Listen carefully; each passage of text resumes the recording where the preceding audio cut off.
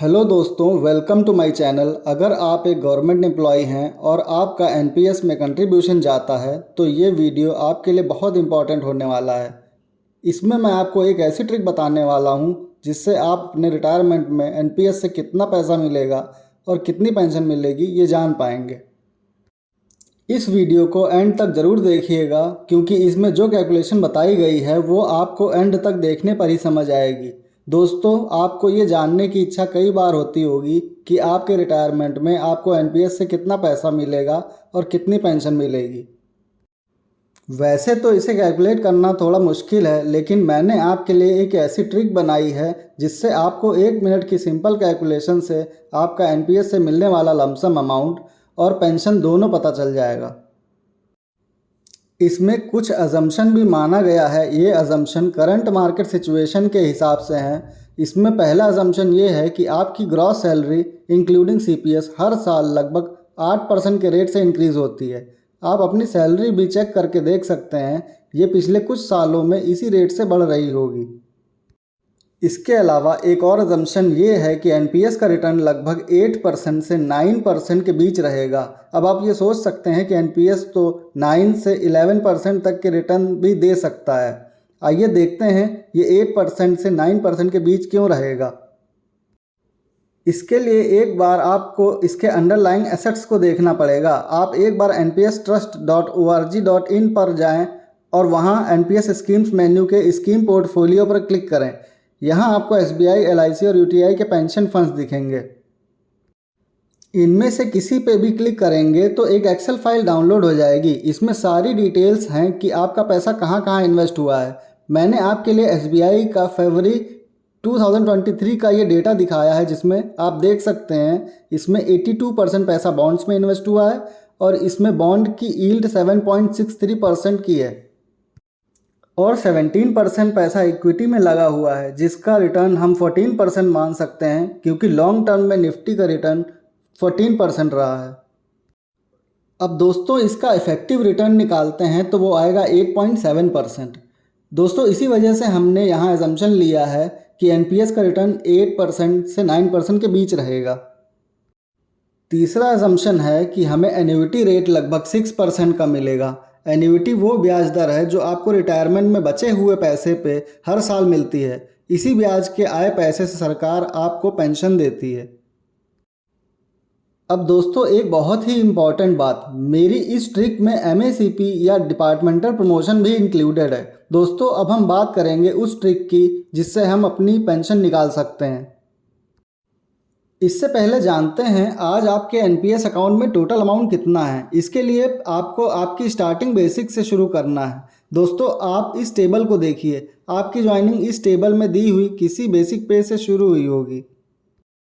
अब आपको मैं एक एग्जांपल से समझाता हूँ। मान लेते हैं मिस्टर रवि की ज्वाइनिंग 2017 में 2400 ग्रेड पे यानी 25,500 बेसिक पे से स्टार्ट हुई और मिस्टर रवि का रिटायरमेंट ईयर है 2052। एनपीएस की करंट वैल्यू निकालने के लिए सबसे पहले हमें निकालना है टोटल नंबर ऑफ़ ईयर्स आज तक की सर्विस के, जो कि मिस्टर रवि के केस में आएंगे 6 ईयर्स। अब हमें इस टेबल के 25,500 वाले कॉलम में करंट ईयर जो कि 2023 है उस पर क्या वैल्यू है वो देखना है। ये वैल्यू आती है 1,15,097। एनपीएस का टोटल अमाउंट निकालने के लिए हमें इस अमाउंट को मल्टीप्लाई करना है number of years of service आज तक के, जो हैं 6 ईयर्स। अब एनपीएस का टोटल अमाउंट होगा 1,15,097 मल्टीप्लाइड बाय 6, जो होगा ₹6,90,584। दोस्तों, ये अमाउंट करंटली रवि के एनपीएस खाते में होगा। आप अपने लिए ये कैलकुलेट करेंगे तो आपका बैलेंस इस वैल्यू से थोड़ा सा कम दिखेगा, लेकिन चिंता की बात नहीं है, ये वैल्यू मार्केट ग्रोथ के साथ बढ़ जाएगी। एक दूसरा एग्जाम्पल और लेते हैं। मान लेते हैं मिस्टर जय की ज्वाइनिंग 2018 में 4600 ग्रेड पे यानी 44,900 बेसिक पे से स्टार्ट हुई और मिस्टर जय का रिटायरमेंट ईयर है 2051। अब हमें निकालना है number of years of service आज तक के, जो कि मिस्टर जय के केस में आएंगे 5 ईयर्स। अब हमें इस टेबल के 44,900 वाले कॉलम में करंट ईयर जो कि 2023 है पे क्या वैल्यू है वो देखना है। ये वैल्यू आती है 2,02,713।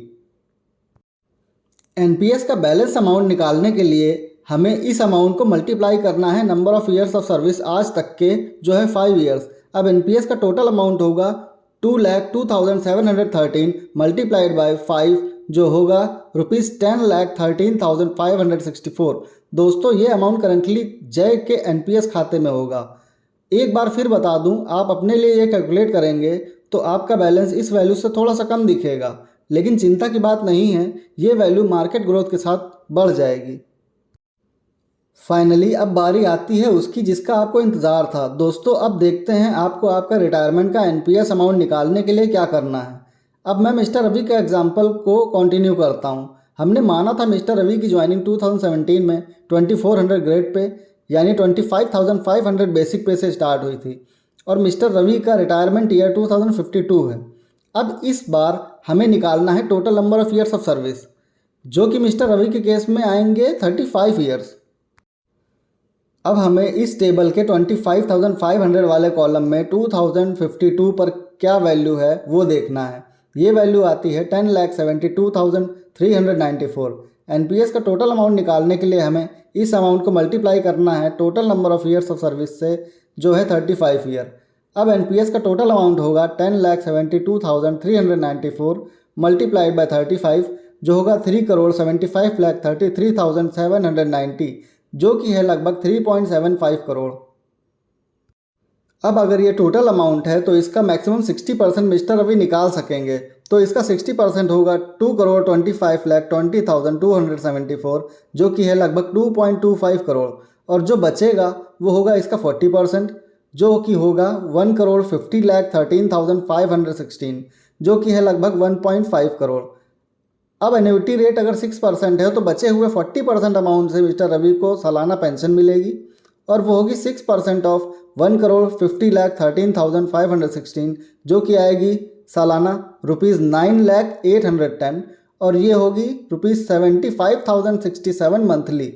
तो अब फाइनली मिस्टर रवि को लमसम मिलेगा ₹2.25 करोड़ और पेंशन मिलेगी ₹75,067 मंथली। अब मैं मिस्टर जय के एग्जाम्पल को कंटिन्यू करके भी बता देता हूँ। इसमें हमने माना था मिस्टर जय की ज्वाइनिंग 2018 में 4600 ग्रेड पे यानी 44,900 बेसिक पे से स्टार्ट हुई थी और मिस्टर जय का रिटायरमेंट ईयर 2051 है। अब हमें निकालना है total number of years of service, जो कि मिस्टर जय के केस में आएंगे 33 ईयर्स। अब हमें इस टेबल के 44,900 वाले कॉलम में 2051 में क्या वैल्यू है वो देखना है। ये वैल्यू आती है 17,48,825। एनपीएस का टोटल अमाउंट निकालने के लिए हमें इस अमाउंट को मल्टीप्लाई करना है total number of years of service से, जो है 33 ईयर्स। अब एनपीएस का टोटल अमाउंट होगा 17,48,825 मल्टीप्लाइड बाय 33, जो कि होगा 5,77,11,225, जो कि है लगभग 5.77 करोड़। अब अगर ये टोटल अमाउंट है तो इसका 60% मिस्टर जय निकाल सकेंगे, तो इसका 60% होगा 3,46,26,735, जो कि है लगभग 3.46 करोड़। और जो पैसा बचेगा वो होगा इसका 40%, जिसकी वैल्यू होगी 2,30,84,490, मतलब लगभग 2.31 करोड़। अब अगर एन्युटी रेट अगर 6% है तो बचे हुए 40% अमाउंट से मिस्टर जय को सालाना पेंशन मिलेगी और वो होगी 6% ऑफ 2,30,84,490, जो कि आएगी सालाना ₹13,85,069, जो कि होगी ₹1,15,422 मंथली।